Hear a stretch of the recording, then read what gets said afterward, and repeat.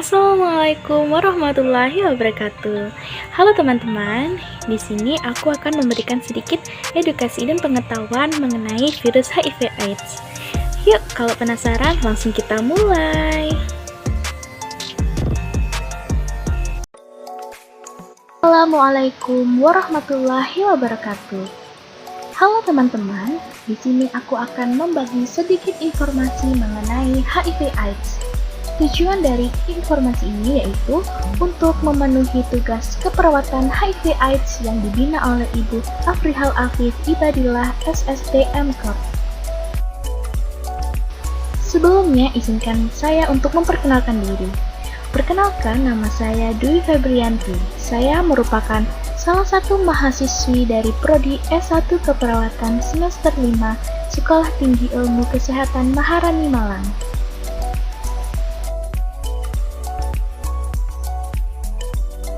Berikut ini adalah topik-topik yang akan kita bahas. Yang pertama, ada apa sih definisi dari HIV/AIDS itu? Yang kedua, bagaimana tahapan perjalanan dari HIV menjadi AIDS? Yang ketiga, populasi resiko tinggi. Apa saja sih yang dapat tertular HIV? Yang keempat, ada bagaimana cara penularan HIV/AIDS itu? Yang kelima, ada cara pencegahan penularan HIV/AIDS, dan yang terakhir adalah pengobatan HIV/AIDS. Sebelum kita masuk ke topik-topik yang akan kita bahas nanti, lebih baiknya kita melihat terlebih dahulu data-data kasus HIV/AIDS yang ada di dunia. Berikut ini merupakan data-data kasus HIV/AIDS di dunia yang dilansir dari United Nations Program on HIV and AIDS tahun 2019. Dapat dilihat pada gambar tersebut bahwa populasi terinfeksi HIV terbesar di dunia adalah di benua Afrika, yaitu sebesar 25,7 juta. Pada urutan kedua, ada di Asia Tenggara, yaitu 3,8 juta. Dan urutan ketiga, yaitu ada di Eropa, 2,5 juta. Sedangkan untuk kasus HIV/AIDS terendah ada di Pasifik Barat, 1,9 juta. Dapat dilihat bahwa tingginya populasi orang terinfeksi HIV ini mengharuskan untuk lebih waspada terhadap penyebaran dan penularan virus tersebut. Selanjutnya, kita lihat jumlah kasus HIV/AIDS yang ada di Indonesia. Berikut ini adalah data jumlah kasus HIV/AIDS di Indonesia.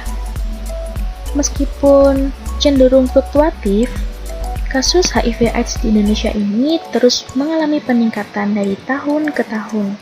Seperti pada data ini, dapat dilihat bahwa kasus tertinggi HIV ada pada tahun 2019, yaitu berjumlah 50.282.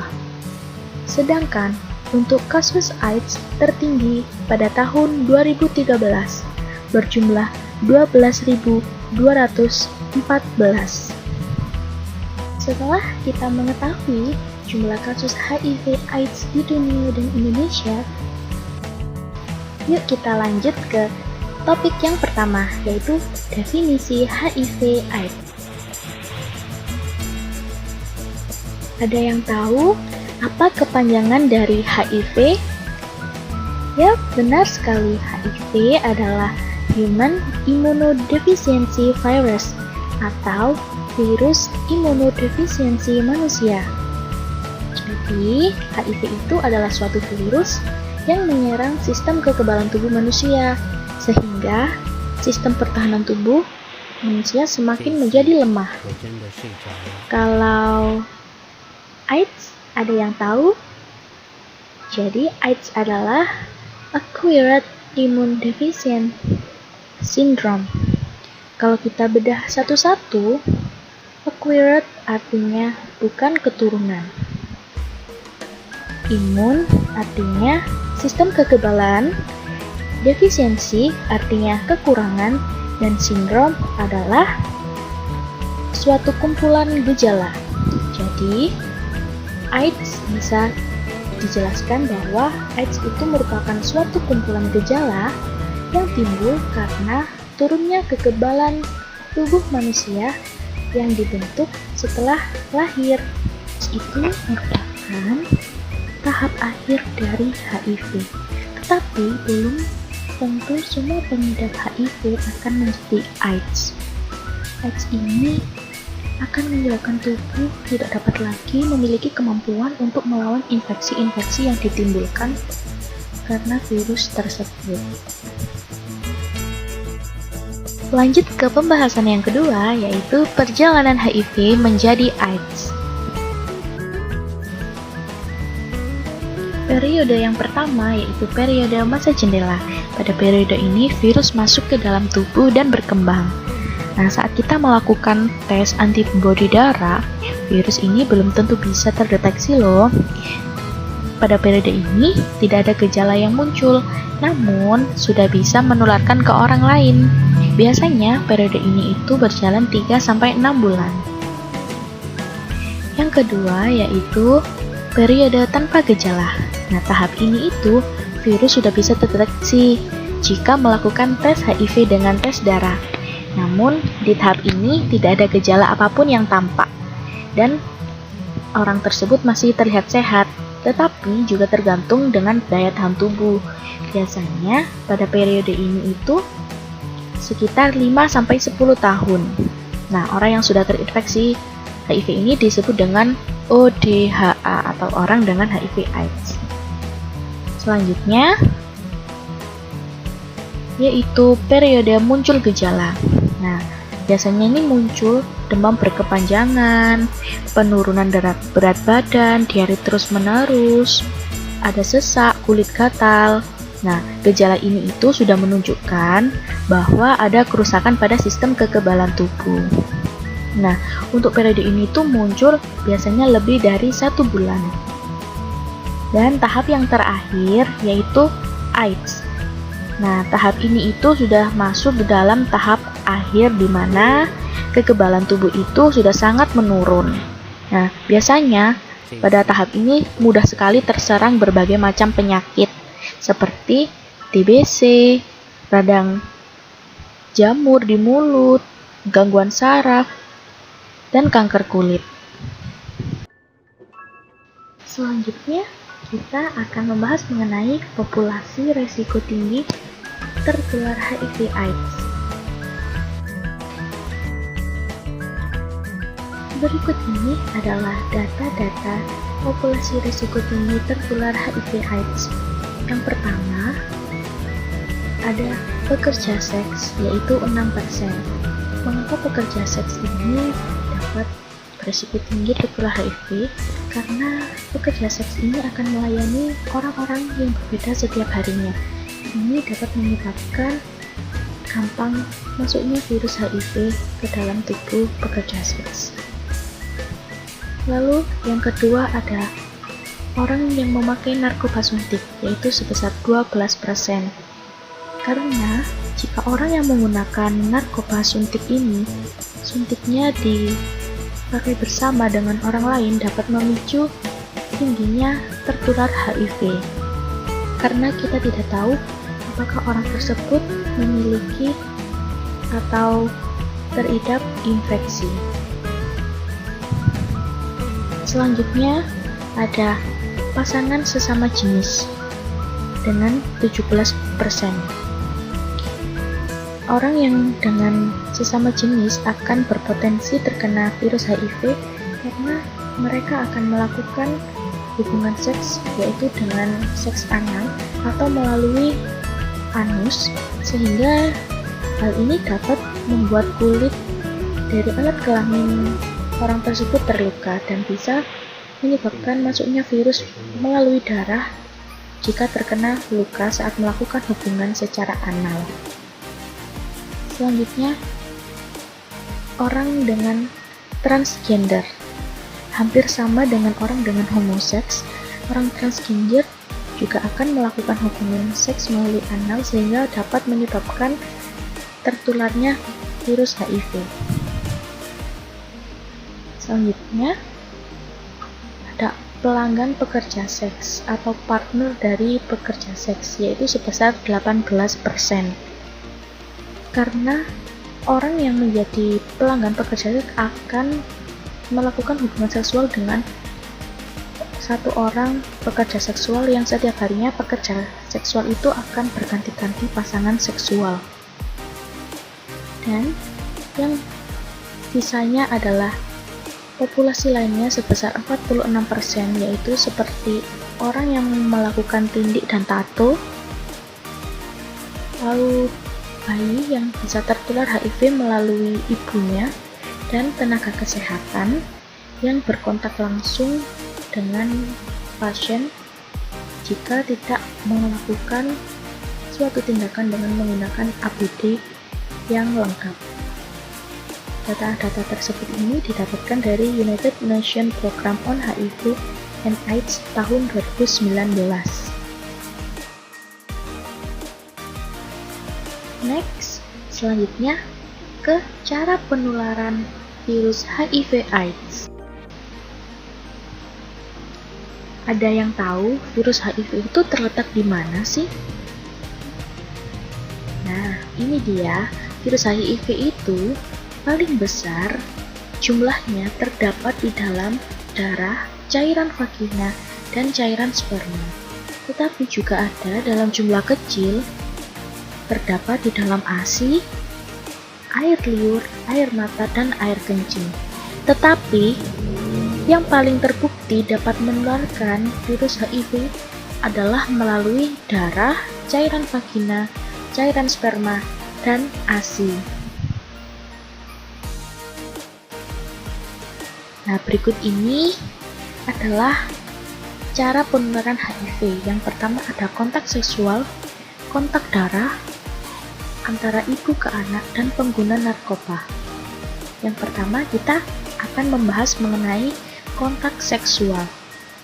Biasanya orang dengan kontak seksual seperti heteroseksual, homoseksual, biseksual ini dapat menjadi penularan HIV karena saat melakukan hubungan seksual mereka menggunakan cara anal dan ini dapat berisiko besar tertular HIV karena berhubungan seksual dengan anal dapat melukai alat kelamin dan menyebabkan virus cepat masuk.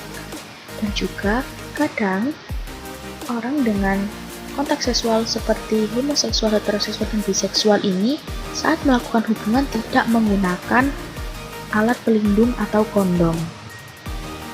Next, kontak darah.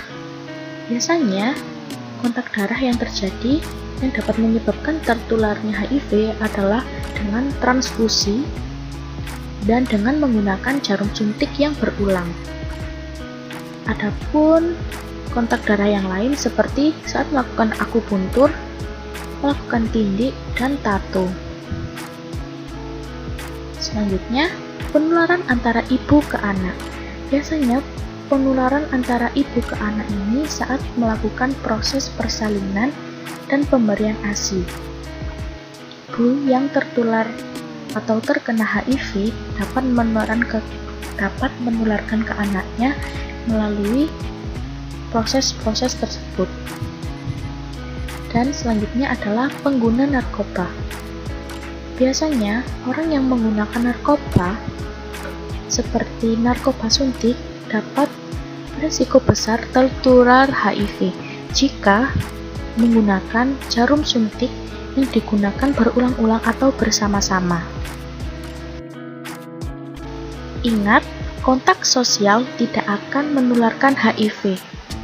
Adapun contoh seperti kontak sosial yang tidak akan menularkan HIV, yang pertama adalah berjabat tangan, yang kedua berpelukan, dan yang ketiga gigitan serangga atau nyamuk, yang keempat makan bersama, menggunakan toilet bersama, dan tinggal serumah dengan orang HIV. semua kontak sosial ini tidak akan menularkan HIV dari orang satu ke orang yang lain, karena diingat bahwa HIV ini dapat menularkan melalui cairan-cairan tubuh seperti darah dan cairan vagina atau sperma. Ada juga mitos yang sering muncul di kalangan orang-orang, yaitu gigitan serangga atau nyamuk dapat menyebabkan HIV. Ini salah besar, karena gigitan nyamuk atau serangga tidak akan membawa virus dari orang yang terinfeksi HIV ke orang yang lain, karena virus HIV ini menularnya dari individu ke individu, bukan dari individu ke hewan. Makan bersama juga tidak akan menularkan HIV, dan kontak sosial yang lain yang tidak berhubungan dengan cairan tubuh tidak akan menularkan HIV. Nah, sekarang kita masuk ke cara pencegahan penularan HIV/AIDS.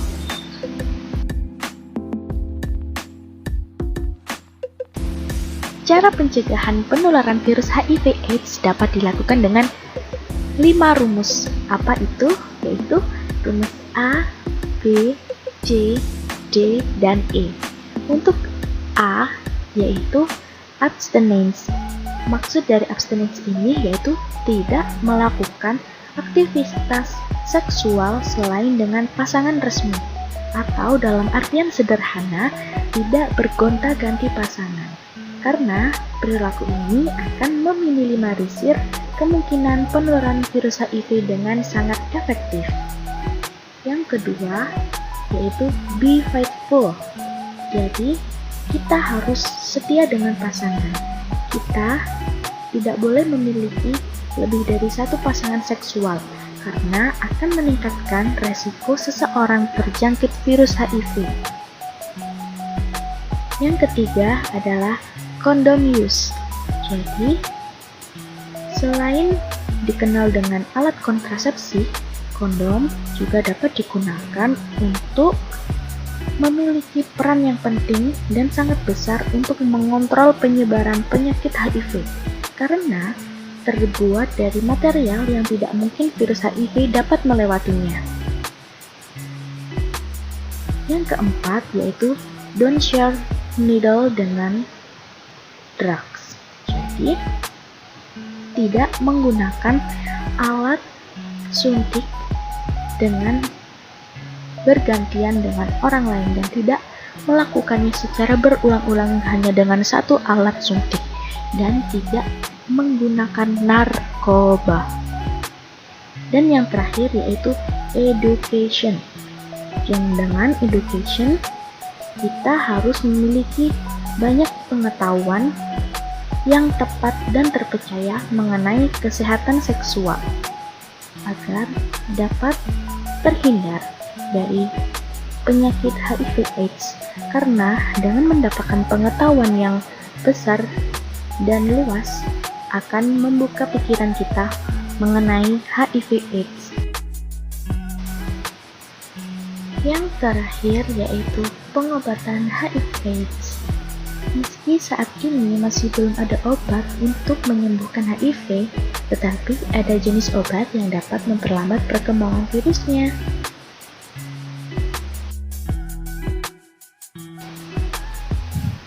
Jenis obat yang dimaksud yaitu antiretroviral atau ARV.